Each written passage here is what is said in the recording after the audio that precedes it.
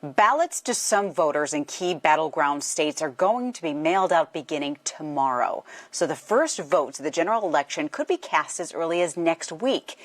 And as our Joe St. George tells us, what happens next could tell the entire country whether this election will have voting issues or not.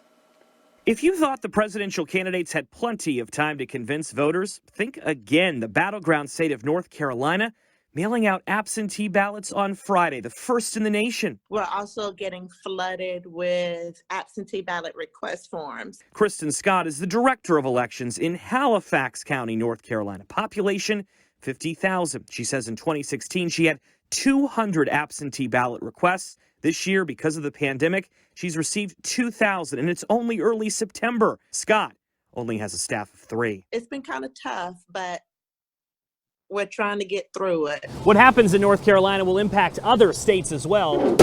Will voters return their ballots right away, well before the first presidential debate? Or will they return their ballots with an error and it won't be counted?